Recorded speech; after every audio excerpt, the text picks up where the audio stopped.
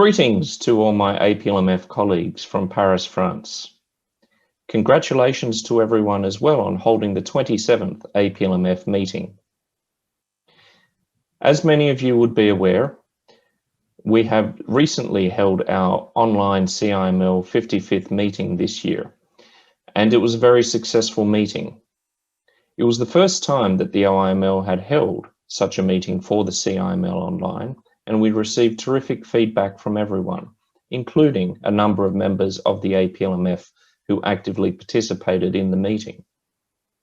We also held a very successful RMLO roundtable meeting prior to the online 55th CIML meeting and a very successful CEAMS online meeting. I'm sure that the matters coming from these meetings will be discussed in the 27th APLMF meeting, and we look forward to receiving more feedback. I will now move on to my presentation from the OIML on activities that have occurred within the organisation and progress made in the last year. As you would be aware, 2020 has been a challenging year for many people.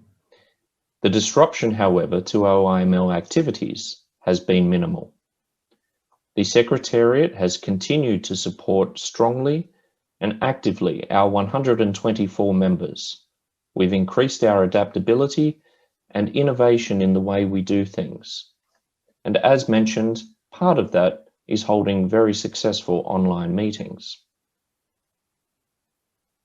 In terms of the organisation's response to the COVID-19 pandemic, the Secretariat of the OIML has continued to comply with the guidance of the French government in response to the pandemic, including our current situation.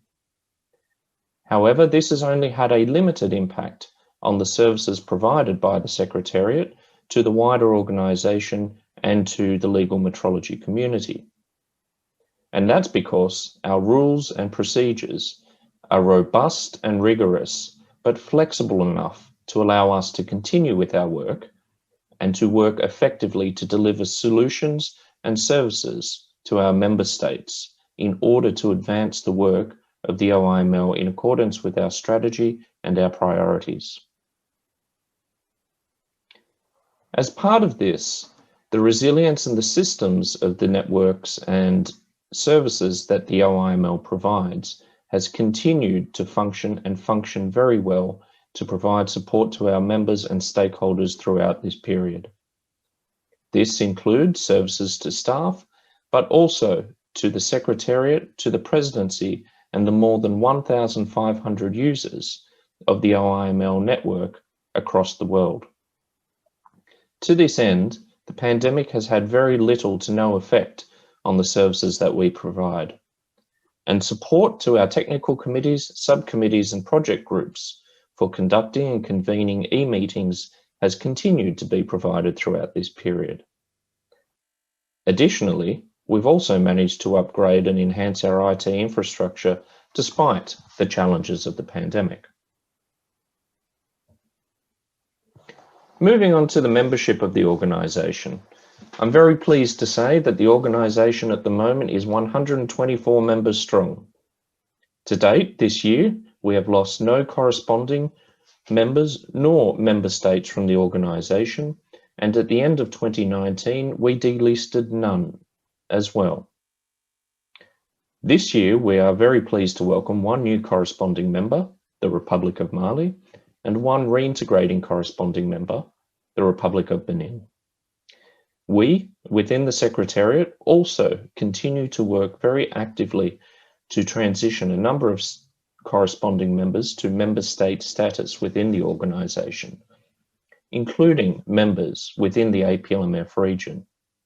And of course, we continue to liaise with ministers, ministries, and diplomatic missions to advance the interests of the OIML. Moving on to one of our three key pillars, our technical work. This year has been a very positive year for the OIML with regard to its technical work. We've had 7 publications for consideration by the CIML and 6 new or revised publications at committee draft stage. In July of this year, we had the direct online approval by the CIML of the revision of D30. We continue to refine our focus on high priority publications and to ensure that they are fit for purpose and reflective of the needs of the organisation. And all of our publications that were approved at the 54th meeting in Bratislava were very quickly published and efficiently published for all members to use. Moving on to our second pillar, the OIML certification system. Again, another successful year for the OIML certification system, with 2 new associates joining the system this year. We welcome Uganda and Kiribati to the system.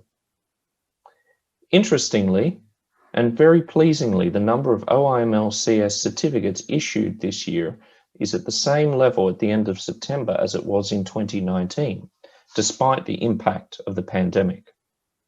However, we would really encourage and like to see more APLMF members to demonstrate a real commitment to the system through promoting it to manufacturers and to work with submitters to ensure that OIML CS certificates are issued.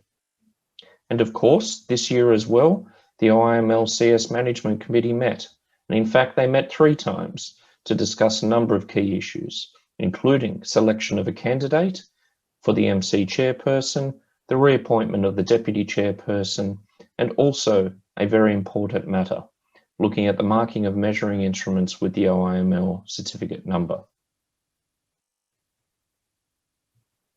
Moving on to our third pillar, the Countries and Economies with Emerging Metrology Systems program.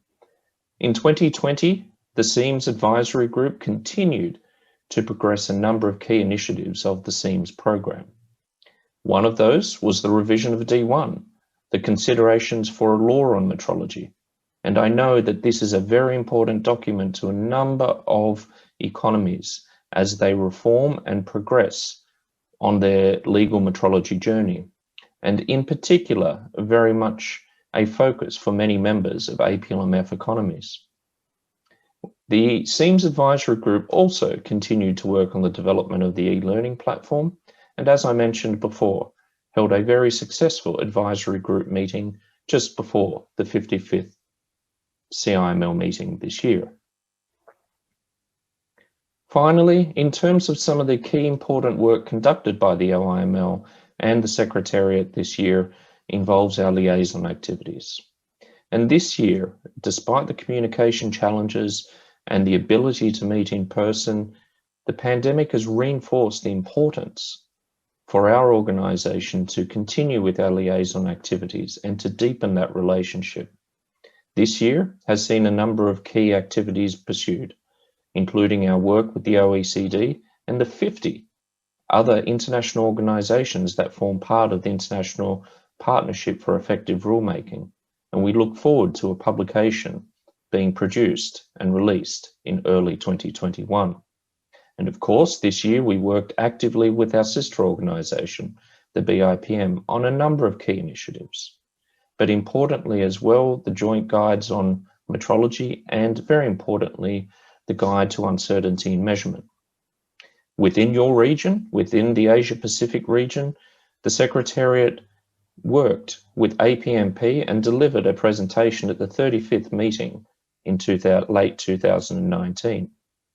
We've also collaborated with the United Nations Industrial Development Organization on the development of a laboratory policy guide and also webinars surrounding quality infrastructure. And of course, we did a number of work with a number of our other partner organizations, including, but not limited to, IAF, ILAC, United Nations Commission for Europe, the WTO, and of course, UNESCO. Moving on to e-learning, a key aspect and of area of interest to a number of economies within the Asia Pacific, but more broadly, the global legal metrology community. Following the successful seminar that we held in Bratislava in 2019, the OIML continued to develop our offerings in this area. We looked at an agenda action going forward to both develop the modules and to develop the platform which those modules are presented on. And despite the challenges this year, we were able to upgrade both the technology and some of the software underpinning the systems despite supply chain issues and other challenges presented by the pandemic. And this has given us an opportunity to work more closely with the BIPM and other organisations, including the APLMF, to look at how this platform can be used as a common resource. Colleagues, I thank you very much for the opportunity to present the work of the OIML in a very brief period to you at this meeting. I wish you a very successful 27th APLMF meeting, and I look forward to meeting you again online or in person in the near future. Best regards. Bye-bye.